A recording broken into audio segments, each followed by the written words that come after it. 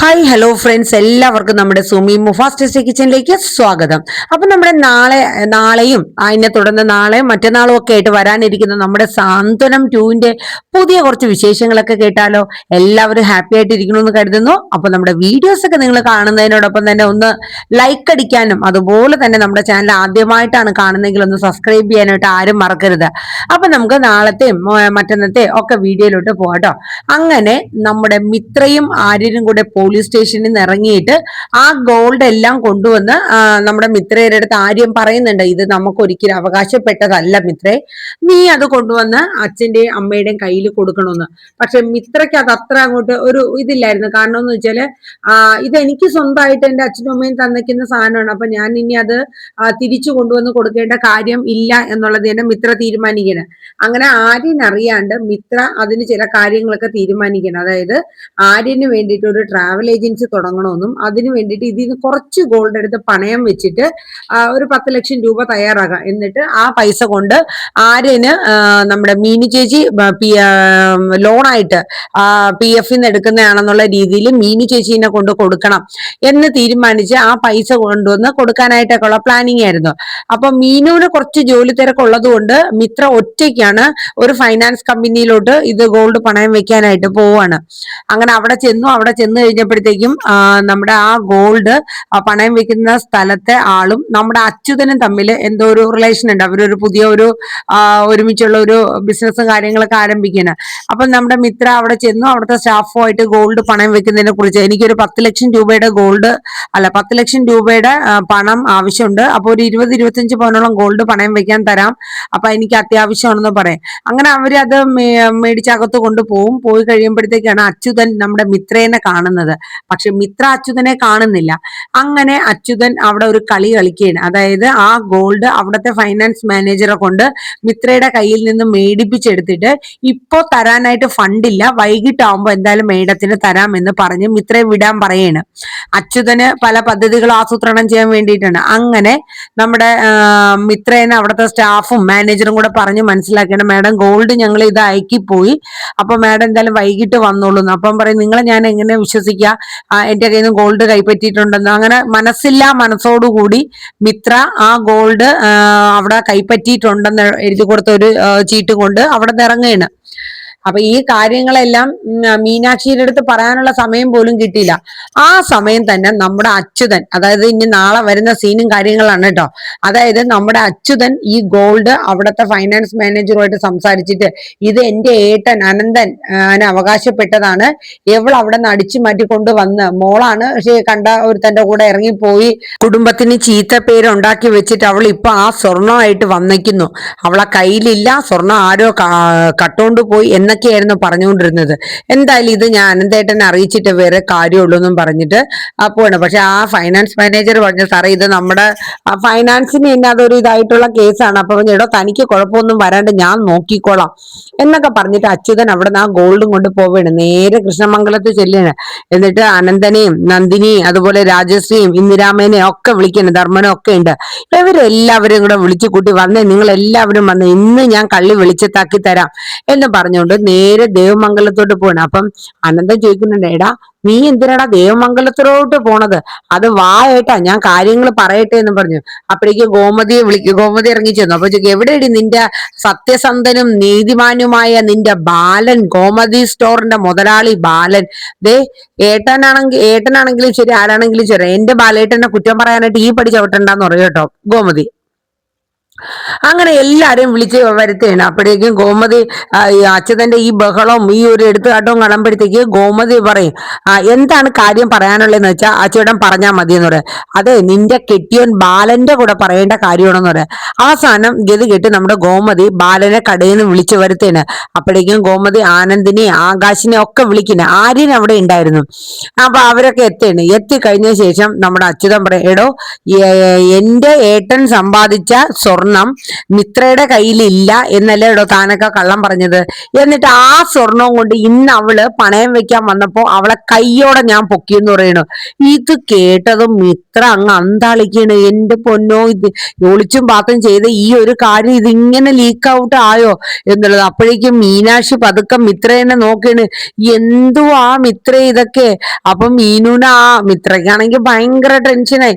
കാരണം ആ ഫൈനാൻസുകാരൻ അച്യുതന്റെ കൂട്ടുകാരനാണെന്നുള്ളത് മിത്രയ്ക്ക് ഇപ്പോഴാണ് ഓർമ്മ വന്നത്. അങ്ങനെ മിത്ര പെട്ടില്ലേ, എന്ത് ചെയ്യും? അപ്പോഴേക്കും ബാലൻ പറഞ്ഞു, അതെ, ഇവിടെ ഒരു സ്വർണവും ഇരിപ്പും ഇല്ല, ഞങ്ങളുടെ കയ്യിൽ ആരേലും ഇല്ലേതാനും, ഞങ്ങൾ ആരും അത് പണയം വെക്കാൻ പോയിട്ടുമില്ല എന്ന് പറഞ്ഞു. എന്തായാലും എന്റെ അറിവോടുകൂടെ ഇവിടെ ഒന്നും നടന്നിട്ടില്ല എന്ന് ബാലൻ പറയാണ്. അപ്പോഴേക്കും പിന്നെ ഇതെന്തോ ആടോ എന്ന് ചോദിക്കുകയാണ് ബാലന്റെ അടുത്ത്. അപ്പോഴും മിത്രേനെ വിളിക്കുകയാണ് ബാലൻ. മിത്രേ, ഇതെന്താണ്, ഈ ഗോൾഡ് നിന്റെ ആണോ എന്ന് ചോദിക്കുകയാണ്. മിത്രയ്ക്ക് എന്ത് പറയണോന്ന് അറിഞ്ഞൂടാ. ആര്യനാണെങ്കിൽ നിന്ന് ടെൻഷൻ അടിക്കുകയാണ്. കാരണം ആ ഗോൾഡ് കൊണ്ടുവന്ന് നിന്റെ അച്ഛന്റെയും അമ്മയുടെയും കൈകളിൽ ഏൽപ്പിക്കണം എന്നാണ് ആര്യൻ മിത്രയോട് പറഞ്ഞത്. പക്ഷെ മിത്ര ആര്യന്റെ നന്മ മുന്നിൽ കണ്ടുകൊണ്ട് ആ ഒരു ഫൈനാൻസ് കമ്പനിയിൽ പോയി 10 ലക്ഷം രൂപ ഒപ്പിച്ച് മീനുവിനെ കൊണ്ട് കൊടുപ്പിക്കാനൊക്കെ ഇരുന്നതാണ്. ആര്യൻ തനിക്ക് വേണ്ടി ചെയ്തിട്ടുള്ള ഓരോ കാര്യങ്ങളും അല്ലാണ്ട് അതൊരു എടുത്തിയാടി ചെയ്ത കാര്യമല്ല. ആര്യനോടുള്ള സ്നേഹം അത്രയും ഉള്ളത് കൊണ്ടാണ് കേട്ടോ. അങ്ങനെ ബാലൻ ചോദിക്കാണ്, മിത്ര, ഈ ഗോൾഡ് നിന്റെ കയ്യിൽ എങ്ങനെ വന്നു എന്ന്. അവസാനം മിത്രയ്ക്ക് സത്യങ്ങളൊക്കെ പറയേണ്ടി വരെയാണ്. അങ്ങനെ മിത്ര കല്യാണം കഴിഞ്ഞത് മുതൽ, അതായത് മിത്രയുടെ വീട്ടില കൃഷ്ണമംഗലത്ത് മിത്രയ്ക്ക് കല്യാണം ആലോചിച്ചു. ആ സമയത്തൊക്കെ മിത്രയ്ക്ക് മിഥുൻ എന്ന പേരുള്ള ഒരു പയ്യനായിട്ട് ഒരു അഫയർ ഉണ്ടായിരുന്നു. പക്ഷെ അവൻ അത്ര പണത്തിന് അധികം പ്രാധാന്യം കൊടുക്കുന്ന ഒരാളാണെന്ന് മനസ്സിലാക്കിയ മിത്ര അവനുമായിട്ടുള്ള ബന്ധം വേണ്ടാന്ന് വെച്ചു. എന്നിട്ട് വീട്ടുകാർ തീരുമാനിച്ച കല്യാണത്തിന്റെ തലേ ദിവസം ഈ മിഥുൻ ഒരു വിഷക്കുപ്പിയായിട്ട് വന്നിട്ട് പറയും, നീ ഈ കല്യാണത്തിന് എന്റെ കൂടെയുള്ള ജീവിതത്തിന് സമ്മതിച്ചില്ലെങ്കിൽ നിന്റെ മുമ്പിൽ കിടന്ന് ഞാൻ മരിക്കുമെന്ന്. അങ്ങനെ മിഥുന്റെ കൂടെ മിത്ര അവിടെ നിന്ന് ഒളിച്ചോടി പോവാണ്. ഗുരുവായൂർ പോയി നമുക്ക് വിവാഹം കഴിക്കാമെന്നും പറഞ്ഞ്. പക്ഷെ മിത്ര പോലും അറിയാണ്ട് ഈ മിഥുൻ മിത്രയുടെ ഗോൾഡും കാര്യങ്ങളും ഒക്കെ അവിടെ നിന്ന് അടിച്ചു മാറ്റിയാണ്. അങ്ങനെ അതെല്ലാം അടിച്ചു മാറ്റിക്കൊണ്ടാണ് നമ്മുടെ മിഥുൻ പോണത്. പക്ഷെ ആ ഗുരുവായൂരൊക്കെ എത്തിക്കഴിഞ്ഞ് പിന്നെയാണ് നമ്മുടെ മിത്ര അറിയണത് തന്റെ വീട്ടിൽ നിന്ന് തന്റെ ഗോൾഡ് എല്ലാം മിഥുൻ എടുത്തുകൊണ്ട് വന്നു, കുറച്ച് ക്യാഷും ഗോൾഡും ഒക്കെ എടുത്തുകൊണ്ട് വന്നു എന്നുള്ള കാര്യം അറിയണത്. അങ്ങനെ അതറിഞ്ഞ മിത്രയ്ക്ക് ഭയങ്കര ബുദ്ധിമുട്ടാവുകയാണ്. കാരണം തന്നോടുള്ള സ്നേഹമല്ല മിഥുന് വലുത്, തന്റെ പണത്തിനും തന്റെ സ്വർണവും അതൊക്കെ മാത്രമാണ് മിഥുന്റെ ലക്ഷ്യം എന്നുള്ളത് മനസ്സിലാക്കി. അങ്ങനെ മിത്രേനെ അവിടെ ഉപേക്ഷിച്ചിട്ട് മിഥുൻ കടന്നു കളയാൻ ശ്രമിച്ചെങ്കിലും മിത്ര കുറെ ഓടി. പക്ഷെ മിഥുനെ കണ്ടെത്താനൊന്നും ആയില്ല.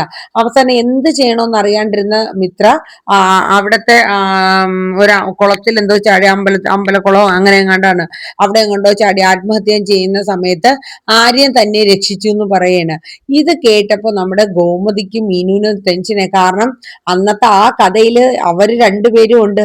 ആരൊക്കെ? മീനും നമ്മുടെ ഗോമതി. ഇനിയിപ്പം ബാലേട്ടൻ അറിയാത്തൊരു കഥയാണത്. ഇനി ബാലേട്ടൻ അറിഞ്ഞു കഴിഞ്ഞാൽ മീനു, എനിക്ക് പിന്നെ ബാലേട്ടന്റെ മുഖത്ത് നോക്കാൻ പറ്റില്ല, നീ എങ്ങനെയെങ്കിലും മിത്രയുടെ ഈ കഥ പറച്ചിലൊന്നും നിർത്തുക. കാരണം എല്ലാവരുടെ മുന്നിലും നടന്ന കാര്യങ്ങളൊക്കെ നമ്മുടെ മിത്ര പറഞ്ഞുകൊണ്ടിരിക്കുകയാണ്. അപ്പോഴേക്കും മീനാക്ഷിക്കും എന്ത് ചെയ്യണമെന്ന് അറിഞ്ഞുകൂടാ. പക്ഷെ മിത്ര കഥ പറഞ്ഞ് ഇങ്ങനെ നടന്ന കാര്യങ്ങൾ പറയുന്നതിന്റെ ഇടയിൽ മീനുവിനെ ഗോമതിനെ ഒഴിവാക്കിക്കൊണ്ട് തന്നെയാണ് മറ്റുള്ളവരുടെ അടുത്ത് കാര്യങ്ങളൊക്കെ പ്രസന്റ് ചെയ്തത്. ഒടുവിൽ ആര്യം വന്നൊന്നും ആര്യം രക്ഷിച്ച് അവസാനം എന്നെ കൃഷ്ണമംഗലത്ത് കൊണ്ടുവന്ന് ആക്കാൻ വന്നപ്പോ എനിക്ക് നാണക്കേട് കൊണ്ട്, കാരണം അതായത് അച്ഛന്റെയും അമ്മയുടെയും മുഖത്ത് നോക്കാൻ നാണക്കേടാണ്, എന്നെ അങ്ങോട്ട് വിടല്ലെന്ന് പറയും. ഒടുവിൽ തനിക്കൊരു ജീവിതം തരെയാണ് ആര്യം ചെയ്തത്. ഇതൊക്കെ പറഞ്ഞപ്പോഴത്തേക്ക് അനന്തനും നമ്മുടെ നന്ദിനിയൊക്കെ മുഖത്തോട് മുഖം നോക്കിയാണ്. അപ്പൊ അനന്തൻ ചോദിച്ചു, ഇതൊക്കെ സത്യമാണോ മോളെ? അപ്പം നമ്മുടെ മിത്ര പറഞ്ഞു, അതേ അച്ഛൻ, സത്യമാണ്. എന്നെ ഇരു കൈകളും നീട്ടിയാണ് ഇവിടെ അപ്പച്ചിയും ബാലച്ചനും ഒക്കെ എന്നെ സ്വീകരിച്ചെന്ന് പറയും. ഇതൊക്കെ കേട്ടപ്പോ നന്ദിനി പറഞ്ഞു, മോളെ നിനക്ക് ഈ കാര്യങ്ങളൊക്കെ ഒന്നും ഞങ്ങളോട് തുറന്നു പറയാൻ പാടില്ലായിരുന്നോ എന്നൊക്കെ ചോദിക്കട്ടോ. അപ്പം മിത്ര പറഞ്ഞു, എനിക്ക് ആ സമയത്ത് എന്ത് ചെയ്യണമെന്ന് അറിഞ്ഞൂടാ. ഇപ്പൊ എന്തായാലും എനിക്ക് ഈ കുടുംബത്തിൽ എല്ലാവരും എനിക്ക് ഏറ്റവും ബലപ്പെട്ടതാണ്, എന്നെ ആ രീതിയിലാണ് എല്ലാവരും സ്നേഹിക്കുകയും ഒക്കെ ചെയ്യുന്നതെന്ന് മിത്ര പറഞ്ഞു കേട്ടോ. എന്നിട്ട് മിത്ര അകത്തോട്ട് കയറി പോവാണ്. അപ്പൊ ഈ സമയത്ത് നമ്മുടെ ബാലൻ അങ്ങോട്ട് വന്നിട്ട് പറയും, അതെ ഞങ്ങൾക്ക് നിങ്ങളുടെ ഗോൾഡിന്റെ ആവശ്യമില്ല, ഒന്നും വേണ്ട, അവൾ ഈ കുടുംബത്തെ പെൺകുട്ടിയാണ്, ഞാൻ അവളെ സ്വന്തം മകളെ പോലെയാണ്, അല്ലാണ്ട് ആര്യൻ വിവാഹം ചെയ്ത് വന്ന കുട്ടി എന്ന രീതിയിലല്ല, ഞങ്ങളുടെ സ്വന്തം മക്കളെ പോലെയാണ് ഇവിടുത്തെ പെൺമക്കൾ വന്നു കയറിയ മരുമക്കളെ ഞങ്ങൾ കാണുന്നത് എന്നൊക്കെ പറഞ്ഞ ബാലനും കുറെ ഡയലോഗ് അങ്ങ് അടിക്കും കേട്ടോ. അപ്പോഴേക്കും നമ്മുടെ മിത്രയുടെ അമ്മ നന്ദിനി നമ്മുടെ അനന്തന്റെ അടുത്ത് പറയും, അല്ല അനന്തേട്ടാ, അവള് ഒരു താൽക്കാലികമായിട്ടുള്ള രീതിയിൽ അവർ തമ്മിൽ ഒരു ബന്ധം, അതായത് ആര്യനും ഇത്രയും തമ്മിൽ അന്ന് വിവാഹം കഴിച്ചു എന്നേ ഉള്ളൂ, അപ്പൊ ഒരു ബന്ധവും ഇല്ലെന്നല്ലേ പറഞ്ഞത്, അങ്ങനെയാണെങ്കിൽ നമ്മളെ മോൾ എന്തിനാ ഇവിടെ ദേവമംഗലത്ത് നിൽക്കുന്നത്, നമുക്ക് നമ്മുടെ മോളെ കൂടെ കൂട്ടിക്കൊണ്ടു പോകാൻ പറയും. അപ്പോഴേക്കും ഈ നമ്മുടെ മിത്ര തിരിച്ചു വന്നിട്ട് പറയും, അതെ അന്നേരം ഞങ്ങൾ തമ്മിൽ ഒരു ബന്ധമോ സ്നേഹമോ ഒന്നും ഇല്ലായിരുന്നു, കാരണം എൻ്റെ വീട്ടുകാർ എന്നെ പറഞ്ഞ് പഠിപ്പിച്ചതുപോലെ തന്നെ ആര്യനോട് എനിക്ക് ദേഷ്യവും ഒക്കെ ആയിരുന്നു. പക്ഷെ ഇപ്പൊ അങ്ങനെയല്ല, എനിക്ക് ആര്യനില്ലാണ്ടും ആര്യന് ഞാനില്ലാണ്ടും ജീവിക്കാൻ പറ്റില്ല എന്ന കാര്യമൊക്കെ നമ്മുടെ പിന്നെ മിത്ര പറയാനായിട്ടോ. അവസാനം ആ ഗോൾഡ് അനന്തൻ നമ്മുടെ മിത്രയ്ക്ക് ആര്യനും കൂടെ കൊടുക്കാൻ വേണ്ടി നിന്നപ്പോ ആര്യൻ അത് വാങ്ങിയില്ല, കാരണം അത് വേണ്ടാന്ന് തുറന്നു തന്നെ പറഞ്ഞു കേട്ടോ. അപ്പൊ ആര്യന്റെ ആ നല്ല മനസ്സ് അനന്തനും നന്ദിനും തിരിച്ചറിയണ്. അപ്പം ആര്യനല്ല തന്റെ മകളെ തട്ടിക്കൊണ്ട് പോയത് എന്നുള്ള കാര്യമൊക്കെ നമ്മുടെ അനന്തനും നന്ദിനിയും ബാക്കി ഇന്ദിരാമയും ഒക്കെ മനസ്സിലാക്കിയാണ്. പക്ഷെ അച്യുതൻ അങ്ങ് ചൂളിപ്പോവേണം. അച്യുതൻ ഒരു ഇത് എറിഞ്ഞു നോക്കിയതാണ്, പൊട്ടണമെങ്കിൽ പൊട്ടട്ടെ എന്ന രീതിയിൽ. പക്ഷെ അത് ആ കുടുംബത്തിലെ ബാലനും അനന്തനും അല്ലെങ്കിൽ ആര്യനെ കുറിച്ച് അനന്തനും നന്ദിനിക്കും മനസ്സിലാക്കാനൊക്കെ പറ്റിയ ഒരു അവസരം കൂടെയാണ് കിട്ടിയത്. അങ്ങനെ ആ ഒരു വലിയൊരു എന്താ ഒരു ആന പോലെ വന്നത് ഉറുമ്പ് പോലെ പോയി എന്ന് തന്നെ പറയാൻ പറ്റും. കാരണം അത്രയും വലിയ ഇഷ്യൂ ഉണ്ടായിട്ടും ആ പ്രശ്നങ്ങളൊക്കെ ഉള്ള സത്യം മിത്ര ആരോടും ഒളിക്കാണ്ട് എല്ലാവരോടും അത് തുറന്നു പറഞ്ഞു. ആ തുറന്നു പറഞ്ഞത് കൊണ്ട് മിത്രയെ മനസ്സിലാക്കാൻ സ്വന്തം അച്ഛനും അമ്മയ്ക്കും ഒക്കെ മനസ്സിലായി. പക്ഷെ ആര്യനും മിത്രയെ കുറ്റപ്പെടുത്താൻ നിന്നില്ല, കാരണം തന്നോടുള്ള സ്നേഹം കൊണ്ടാണ് അവൾ ആ ഗോൾഡ് കൊണ്ടുപോയി പണയം വെച്ചിട്ട് എനിക്ക് തരാൻ വേണ്ടി നോക്കിയത്. അങ്ങനെ നമ്മുടെ മിത്രയുടെയും ആര്യന്റെയും അതുപോലെ തന്നെ അനന്തന്റെയും നന്ദിനിയുടെയും ഒക്കെ പിണക്കങ്ങളും വഴക്കുകളും ഒക്കെ ഒന്ന് മാറി പരസ്പരം മനസ്സിലാക്കാൻ പറ്റി. അതായത് ആര്യൻ അറിഞ്ഞുകൊണ്ട് കൃഷ്ണമംഗലത്തെ കുടുംബത്തെ നാണം കെടുത്താനായിട്ട് ശ്രമിച്ചിട്ടില്ല എന്ന കാര്യമൊക്കെ അവർക്ക് മനസ്സിലാവുന്നുണ്ട് കേട്ടോ. അത് കഴിഞ്ഞിട്ട് പിന്നെ നമ്മുടെ അനുവും അലോകവും തമ്മിലുള്ള അഭിനയമാണ്. അതായത് ധർമ്മന്റെ മുമ്പിൽ ധർമ്മം കുറച്ച് കാര്യങ്ങളൊക്കെ ചോദിച്ചല്ലോ, നിങ്ങൾ തമ്മിൽ ഇപ്പൊ എങ്ങനെയാണ്, അപ്പൊ അത് നല്ല രീതിയിൽ ആക്ട് ചെയ്ത് അതിന്റെ ബാക്കി ഭാഗം പിന്നെ ബെഡ്റൂമിനകത്തായിരുന്നു. നല്ല രീതിയിൽ അലോകും കൊടുത്തു, അതുപോലെ തിരിച്ച് അലോകിട്ട് അനുവിന് നല്ലതുപോലെ കൊടുക്കുന്നുണ്ട്.